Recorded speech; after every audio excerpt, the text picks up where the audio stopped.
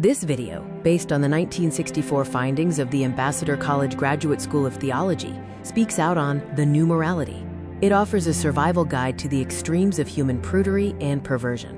We are facing the great moral whiplash, a swing from the 19th century old morality of repressive prudery and ignorance to the 20th century new morality of total chaos and psychoanalysis. Society is emerging from the age of hush, but the current moral collapse is staggering. The old morality was an age of hush, where it was unlawful to publish, sell, or distribute any book disseminating knowledge of sex. Consequently, sex was viewed puritanically as indecent and sinful, and teaching about it was withheld even as the U.S. entered World War I. The origin of prudery is tied to pagan Greek dualism, the false philosophy that the body is inherently evil. This led to the sex is evil doctrine absorbed by early theologians, like St. Augustine, resulting in the Christian label of sinlul being falsely applied to human biology.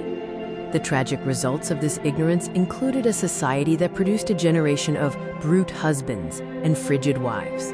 The consequences of this denial of proper biological instruction are likened to a bull in a china shop in the most delicate of human experiences. Several catalysts for chaos helped spur the shift. World War I began relaxing ethics. Women's suffrage saw women desiring the same rights as men. And companionate marriage, advocated by Judge Ben Lindsay, promoted legalizing, quote, temporary trial marriages. The experts entered the scene, including the biologist, the marriage counselor, and Sigmund Freud, the mastermind. These accomplices, psychoanalysts, scientists, and doctors, told humanity to emancipate themselves from restraints and revise their morality. The campus revolt ushered in an anything-goes atmosphere, a new religion, where students freed from the old morality-based conduct on crass materialism. The fatal fruits included thousands of premarital pregnancies, a rise in mental breakdowns, and astonishing numbers of campus suicides. The video highlights a false dichotomy between the two moralities. The old morality viewed sex as inherently evil, while the new morality sees all use of sex as entirely good, encouraging the throwing off of restraints. Both suffer from ignorance of the Creator's design. Symptoms of modern youth include going steady, seen not as harmless, but as subconscious hostility and rebellion against parents. Heavy petting is defined strictly as physical contact below the shoulders, in places where unmarried hands do not belong. Cheap prostitution is the exchange of affection for future favors. The video asserts that theologians employ deceit.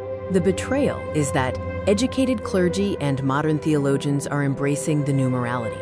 These culprits, including the Cambridge School of Theology, are accused of condoning adultery and fornication in the name of compassion and liberal ethics.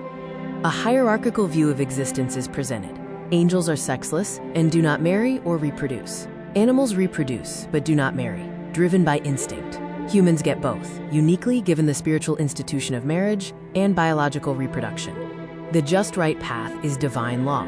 The truth is that the Creator made sex to be a pure blessing. The purpose is for the sacred state of marriage, to build the home and prepare for the divine family. The rule is that true morality requires obedience to invisible, spiritual laws. The choice is yours. Fall for the repressive superstitions of the past or be swept away by the filthy cesspools of the modern moral revolt. God's richest blessings will be yours if your attitude and actions are in harmonious obedience to God's laws and His truth.